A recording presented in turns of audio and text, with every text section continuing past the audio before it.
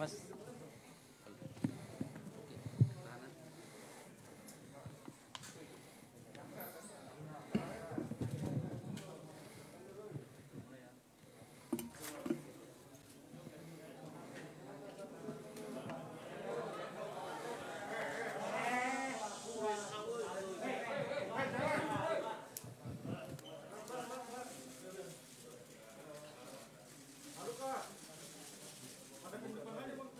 Ya.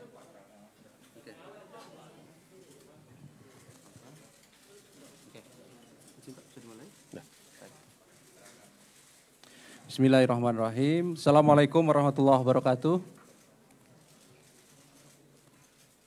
Selamat sore rekan-rekan semuanya. Terima kasih kehadiran pada sore hari ini di RSPAD Gatot Subroto Jakarta. Tentu sebagaimana yang sudah kami sampaikan, KPK akan menyampaikan perkembangan dari penanganan perkara dugaan korupsi, suap dan gratifikasi proyek pembangunan infrastruktur di Provinsi Papua yang sebelumnya telah kami umumkan 2 orang sebagai tersangka, ya, RL dan LE. RL sudah dilakukan penahanan dan 1 tersangka kemarin sudah dilakukan penangkapan. Perkembangannya tentu segera akan disampaikan. Hadir sore hari ini pimpinan KPK, Pak Ketua, yang juga didampingi dari tim dokter dari RSPAD Gatot Subroto. Nanti akan disampaikan poin-poin perkembangan dari penanganan perkara tersebut oleh Pak Ketua. Dan setelahnya, seperti biasa kami beri kesempatan 3 orang penanya.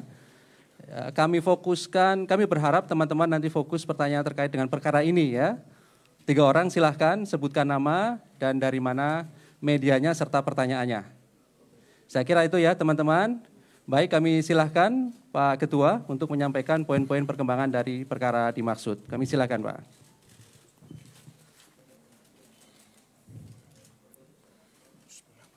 Assalamualaikum warahmatullahi wabarakatuh.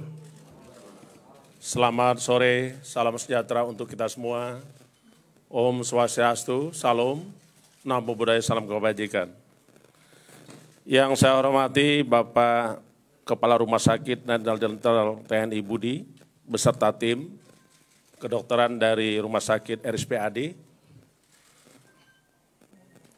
perwakilan dari ID, Dr. Joko, Dr. Pujo, segenap hadirin sekalian yang saya hormati, para wartawan, jurnalis, dan seluruh warga negara Indonesia dimanapun berada, yang saya cintai, yang saya banggakan, dan tentunya pada sore hari ini, perkenankan kami akan menyampaikan terkait dengan perkara dugaan tindak pidana korupsi, penerimaan hadiah atau janji, dan gratifikasi terkait dengan proyek pembangunan infrastruktur di Provinsi Papua.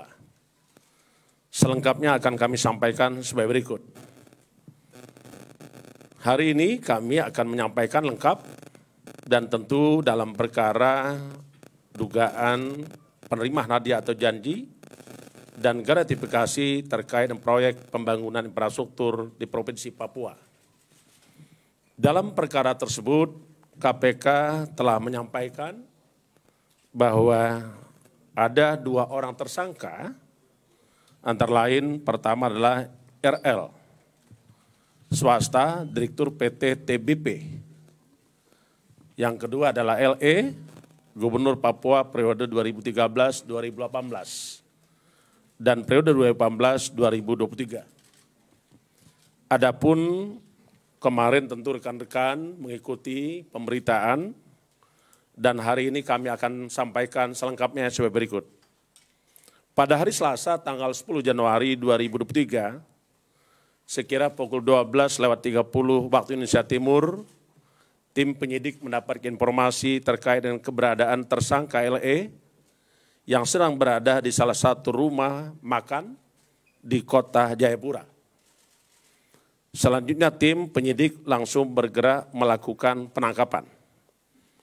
Tindakan penangkapan ini dilakukan dalam rangka mempercepat proses penyidikan. Di samping itu juga kita tahu bersama bahwa saudara LE tetap saja menunjukkan sikap tidak kooperatif. Setelah dilakukan penangkapan, tersangka E dibawa ke markas Brimob Polda Papua untuk dilakukan pemeriksaan. Dan yang bersangkutan selanjutnya kita bawa ke Jakarta. Dan rangka memastikan kesehatan tersangka LE, tim penyidik kemudian membawa ke Rumah Sakit Pusat Angkatan Darat Gatot Subroto untuk dilakukan pemeriksaan medis langsung oleh tim dokter dengan pendamping tim penyidik dan dokter dari KPK. Malam tadi kita datang jam 21:48 tiba di Rumah Sakit RSPAD. Pemeriksaan tersebut meliputi pemeriksaan fisik, tanda vital, laboratorium, dan jantung, dan juga EKG, yang kemudian pendapat dari dokter menyimpulkan bahwa tersangka LE diperlukan perawatan sementara di Rumah Sakit Pusat Angkatan Darat. Mengenai waktunya, tim dokter yang bisa menentukan, namun pada prinsipnya setelah seluruh selesai, kami segera akan melakukan pemeriksaan terhadap saudara LE. Tentu perawatan sementara diperlukan untuk tindakan pendalaman lebih lanjut, yang tentunya akan dikomunikasikan antara Rumah Sakit Pusat Angkatan Darat dengan tim Ikatan Dokter Indonesia dan juga dokter KPK. Kami pastikan bahwa perkara yang sedang kita tangani ini tetap kita lanjutkan dengan berpedoman kepada ketentuan prosedur hukum dan peraturan perundang-undangan yang berlaku. Dan tidak juga boleh kita kesampingkan bahwa KPK tetap taat azas terhadap azas-azas pelaksanaan tugas pokok KPK. Kita bekerja untuk kepentingan umum, memastikan kepastian hukum dan keadilan, dilakukan secara transparan dan proporsionalitas, dan kita sampai kapanpun akan tetap menjunjung tinggi hak-hak asasi manusia. Dalam rangka kepentingan penyidikan, tim penyidik melakukan penahanan terhadap saudara LE untuk 20 hari pertama terhitung tanggal 11 Januari 2023 sampai dengan tanggal 30 Januari 2023 di Rumah Tahanan Negara KPK Pomdam Jaya Guntur. Mempertimbangkan keadaan kondisi tersangka Lukas NMB, maka penyidik KPK melakukan tindakan hukum berupa pembantaran untuk sementara kepentingan perawatan sementara di Rumah Sakit RSPAD. Sejak hari ini sampai dengan kondisi yang membaik, khususnya dalam hal pertimbangan kesehatan tersangka Lukas NMB. Adapun konstruksi perkara perlu kami sampaikan kembali lebih lengkapnya sebagai berikut. Tersangka Lukas NMB di tahun 2013 pertama kali dilantik sebagai Gubernur Papua untuk periode 2013-2018 dan terpilih kembali pada tahun 2018 sampai dengan 2023. Dengan kedudukannya sebagai gubernur, tersangka Lukas NMB LE kemudian diduga ikut terlibat hingga berperan aktif dalam beberapa kegiatan pengadaan proyek infrastruktur di Dinas PUPR Pemprov Papua dengan memenangkan perusahaan tertentu, di antaranya perusahaan milik tersangka RL, yaitu PT TBP, untuk mengerjakan proyek-proyek multi-years. Agar dimenangkan, tersangka RL yang sudah kita lakukan penahanan sebelumnya, diduga melakukan komunikasi dan pertemuan hingga memberikan sejumlah uang sebelum proses pelelangan berlangsung. Adapun pihak-pihak yang ditemui tersangka RL, di antaranya tersangka LE, dan beberapa pejabat di pemerintahan Provinsi Papua. Melalui pertemuan tersebut, tersangka RL kemudian mendapatkan paket proyek pekerjaan di tahun anggaran 2019 sampai dengan 2021, di antaranya sebagai berikut. Pertama, proyek multi-years peningkatan jalan Entrop Hamadi dengan nilai 14,8 miliar rupiah. Kedua, proyek multi-years rehab sarana dan prasarana penunjang PAUD integrasi dengan nilai proyek 13,3 miliar. Ketiga, proyek multi-years penataan lingkungan Venus menembak outdoors Auri dengan nilai proyek 12,9 miliar. Berdasarkan hasil pemeriksaan, penyidik menyimpulkan bahwa ada kesepakatan yang disanggupi di antara tersangka RL untuk diberikan yang kemudian diterima tersangka LE dan beberapa pejabat di Provinsi Papua. Di antaranya adanya pembagian presentasi proyek hingga mencapai 14% dari nilai kontrak setelah dikurangi nilai PPH dan PPN.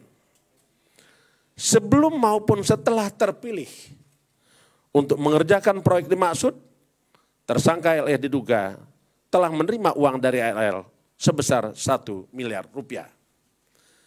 Tersangka LE juga diduga telah menerima pemberian lain sebagai gratifikasi yang berhubungan dengan jabatannya yang berdasarkan bukti permulaan sejauh ini sampai saat ini berjumlah sekitar 10 miliar rupiah. Saat ini kami terus melakukan pendalaman terkait informasi dan data termasuk aliran uang yang diduga diterima LE dan juga dugaan perubahan bentuk ke dalam ataupun beberapa aset yang bernilai ekonomis. Hingga sekarang tim penyidik telah melakukan pemeriksaan lebih kurang 76 orang.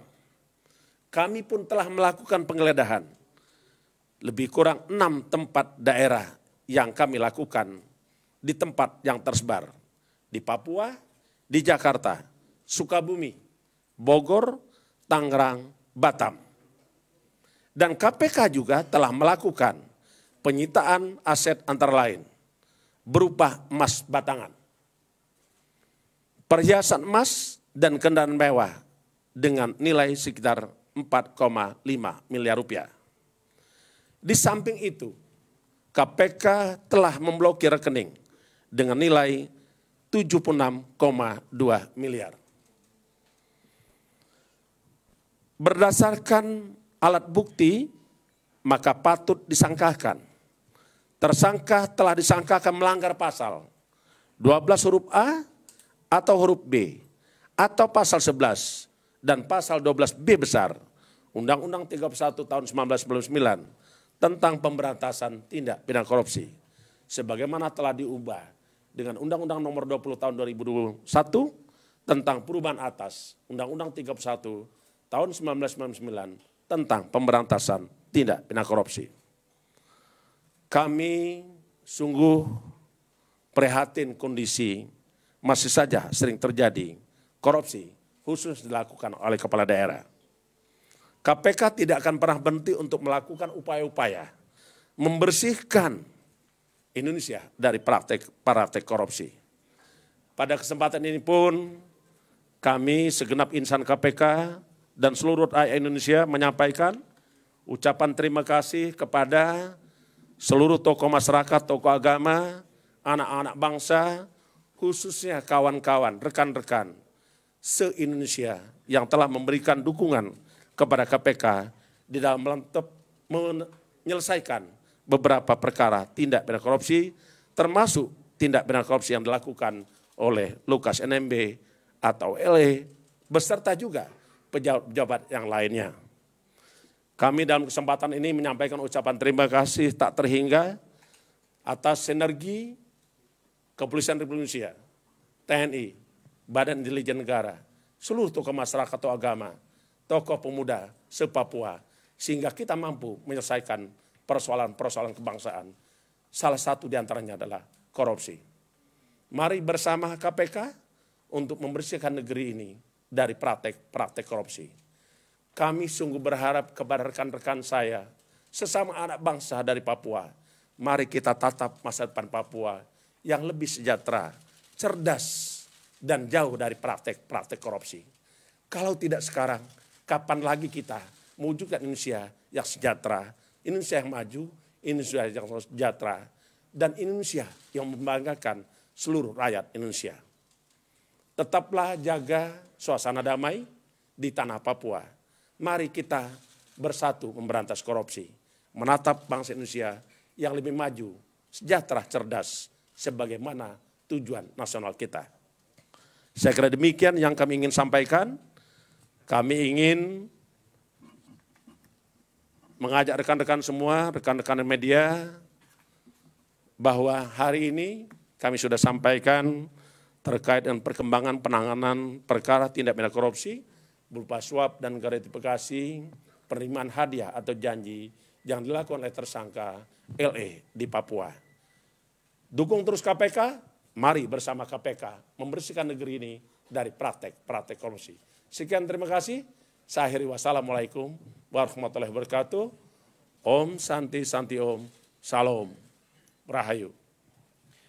Baik, terima kasih Pak Ketua yang sudah menyampaikan terkait perkembangan dari penangkapan tersangka LE yang sejak kemarin saya kira teman-teman mengikuti pemberitaannya sampai sore hari ini. Berikutnya silahkan kami beri kesempatan 3 orang penanya. Oke, sebelah kiri saya.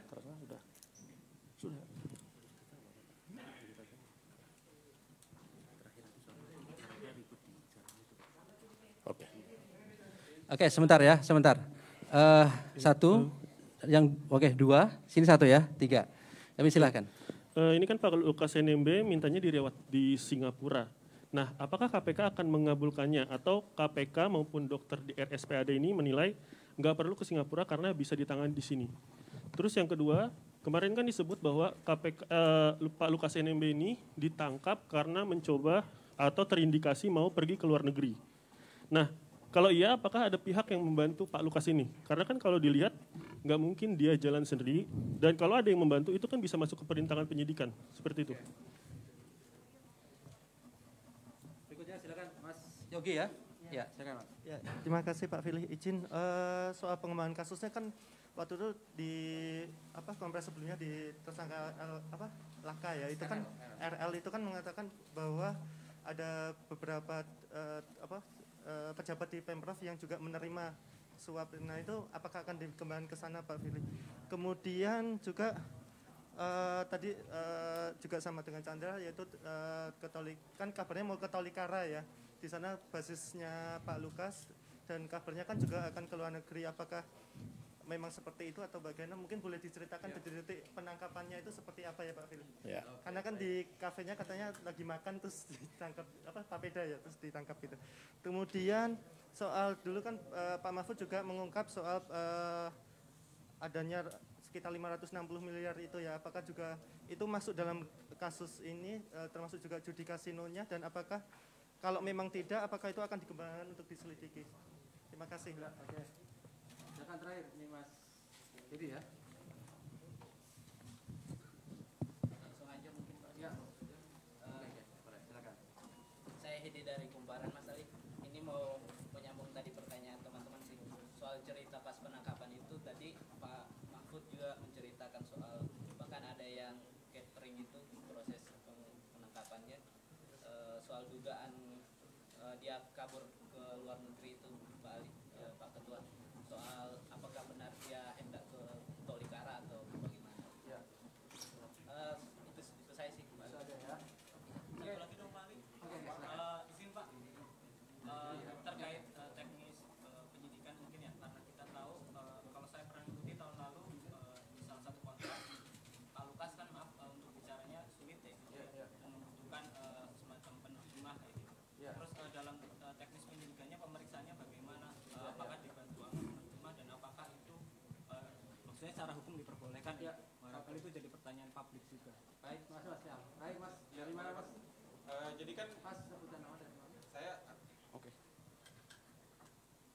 Saya dari TV One Pak, Ardo. Mau nanya Pak, emang bener kalau penangkapan LE ini beneran nggak ada surat-surat resmi? Terus yang kedua Pak, saya juga mau nanya, terus prosedurnya ini kalau emang LE dinyatakan tidak sehat, terus kemudian gimana proses pemeriksaannya Pak? Apakah berlanjut atau gimana? Sama terakhir Pak, sebenarnya separah apa sih Pak LE ini sampai pakai kursi roda dan apakah dari awal itu pakai kursi roda apa pas di sini udah pakai kursi roda Pak? Cukup ya, saya kira ya 5 orang sudah cukup mewakili. Ya, terakhir saya kira karena sudah ada 5 orang tadi. Izin Pak, saya dari Detikcom. Pertanyaan pertama, kan berulang kali KPK memeriksa orang terkait kasino ya Pak ya di Singapura. Sedangkan di konstruksi perkara itu belum disampaikan. Minta tanggapannya Pak. Untuk pertanyaan kedua, selain suap, KPK menjerat Lukas NMB itu pakai gratifikasi. Untuk jumlahnya itu berapa Pak? Apa benar 500 miliar? Terima kasih. Oke, cukup ya teman-teman. Saya kira cukup mewakili dari pertanyaan teman-teman sekalian. Terima kasih atas respon yang disampaikan. Berikutnya kami silahkan Pak Ketua untuk memberikan tanggapan atas beberapa pertanyaan dari teman-teman semuanya.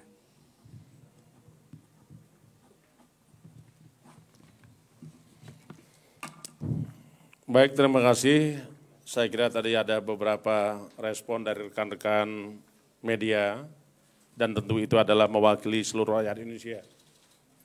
Saya mengucapkan terima kasih atas respon yang begitu hangat, yang begitu lengkap, dan tentu saya akan coba untuk memberi jawaban, mudah-mudahan bisa menjawab pertanyaan tadi.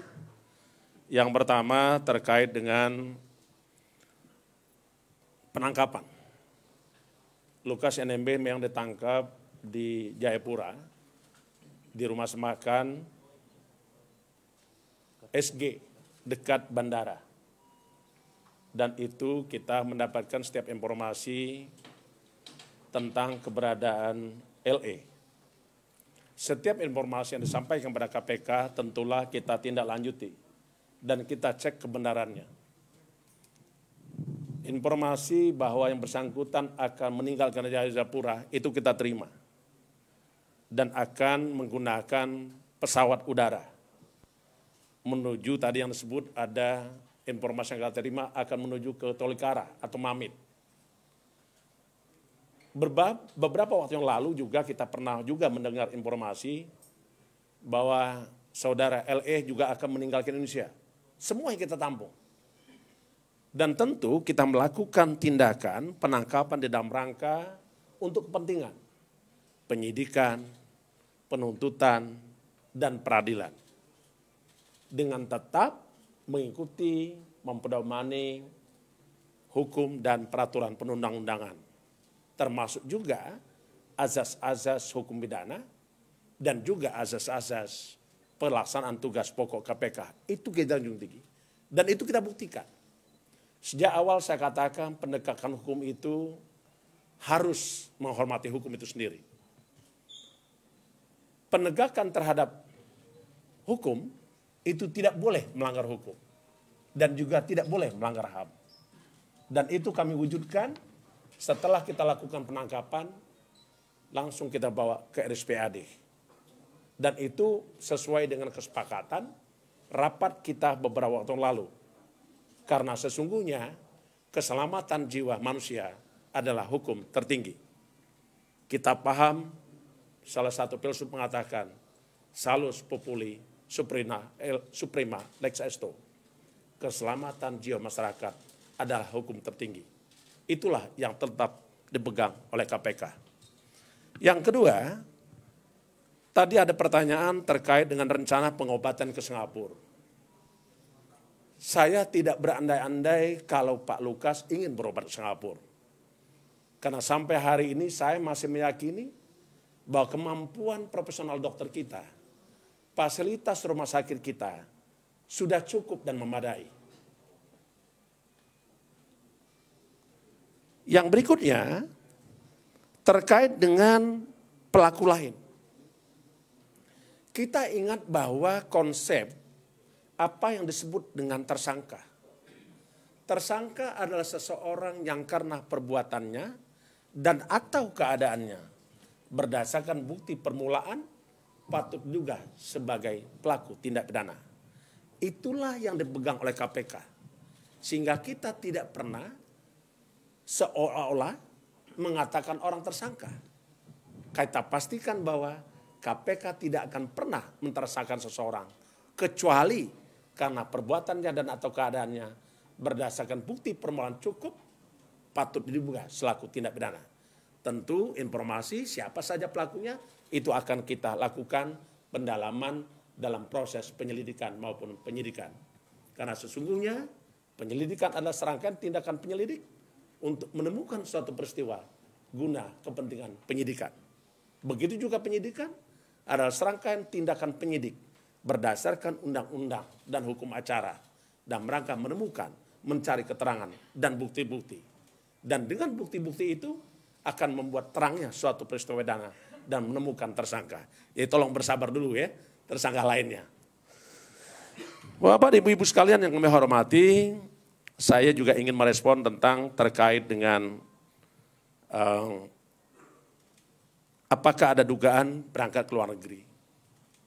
Tentu kita, seluruh informasi kita tindak lanjuti. Itu menjadi mahal informasi itu dan kita lakukan untuk penangkapan terhadap saudara LE. Yang berikutnya terkait dengan tindak pidana sendiri yang dilakukan oleh LE. Kami melakukan penyidikan tindak pidana korupsi sebagaimana diatur dalam Undang-Undang Nomor 19 2019 di pasal 6 huruf E. Dikatakan bahwa Komisi Pemberantasan Korupsi melakukan penyelidikan, penyidikan, dan penuntutan tindak pidana korupsi. Itu yang pertama. Yang kedua, KPK pun memiliki kewenangan untuk melakukan penyidikan terhadap tindak pidana pencucian uang. Karena itu, KPK selalu saja menggandengkan antara tindak pidana korupsi dengan tindak pidana pencucian uang. Karena sesungguhnya itu adalah salah satu cara untuk meningkatkan aset recovery, merampas setiap harta kekayaan para pelaku koruptor yang dihasilkan dari hasil kejahatan korupsi. Dan tentu juga kita tidak berhenti di situ, kita akan juga bekerja untuk membuktikan ada atau tidaknya tindak pidana korupsi lainnya. Bapak dan Ibu sekalian yang saya hormati, terakhir tadi ada yang bertanya tentang bagaimana melakukan pemeriksaan terhadap orang sakit. Tentu ini kita akan menggunakan ahli. Ada ahli bahasa, ada ahli isyarat, semuanya kita akan gunakan dan berangka mempercepat penyelesaian perkara tindak pidana korupsi atas nama tersangka Lukas NMB. Yang terakhir, kalau masalah kursi roda saya kira itu adalah pertimbangan kesehatan dari tim dokter di RSPAD dan saya tidak akan jawab itu. Yang pasti yang berikutnya adalah tentang informasi yang berdasarkan laporan hasil analisis PPATK, itu kita akan tindak lanjuti.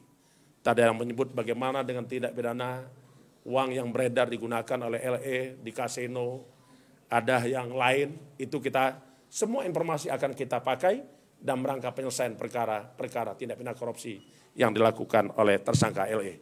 Saya kira demikian dari saya tidak jawab kursi roda ya.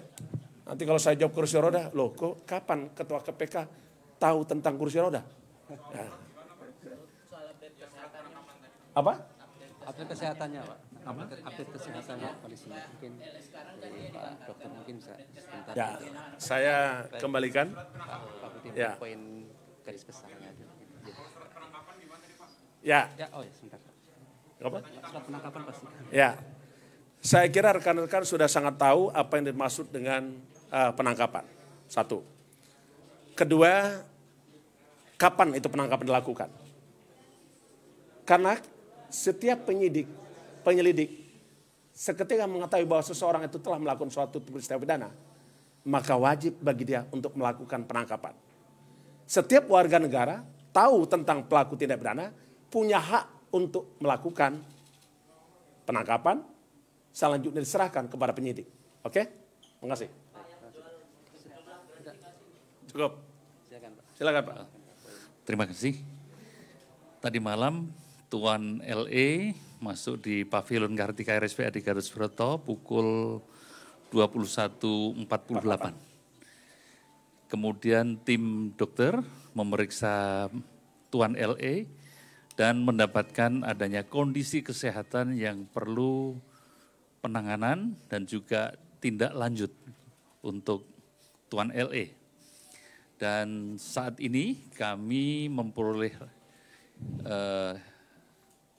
dari hasil pemeriksaan oleh tim dokter, kesehatan beliau lebih baik dibandingkan dengan tadi malam. Dan dalam kondisi stabil. Demikian kami laporkan. Ya.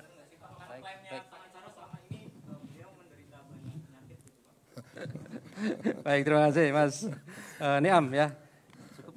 Cukup ya? Baik. Kalau terkait dengan kronologis penangkapan, namanya orang ditangkap pastilah ada apakah yang bersangkutan melakukan perlawanan atau orang lain yang melakukan perlawanan pasti ada. Dan itu tidak bisa kita hindari, tetapi yang jelas risiko terkecil sudah kita lampaui. Ya, jadi itu Pak Lukas NMB bisa sampai ke Jakarta, kondisinya seperti ini. Dan selama perjalanan kami didampingi oleh beberapa orang, baik putra daerah Papua juga, kita minta supaya mendampingi Pak Lukas NMB. Sampai di Manado pun kita kasih makan, lahap makannya. Ya kan? Selanjutnya diukur tensinya, memang naik. Dan saya sertakan dokter dari Sulawesi Utara, Manado. Satu dokter, satu perawat, lengkap dengan alat-alat kesehatan, saya tidak persis. Apakah itu bantuan pernapasan atau apa, tapi mereka bawa. Artinya apa? KPK sungguh-sungguh memperhatikan keselamatan jiwa seorang yang ada di tanggung jawab KPK. Saya kira itu. Baik, terima kasih teman-teman semuanya. Terima kasih Pak Ketua, terima kasih Bapak Ibu dari tim Dr. RSPAD yang hadir pada sore hari ini bersama kita. Kami akhiri, Assalamualaikum warahmatullahi wabarakatuh.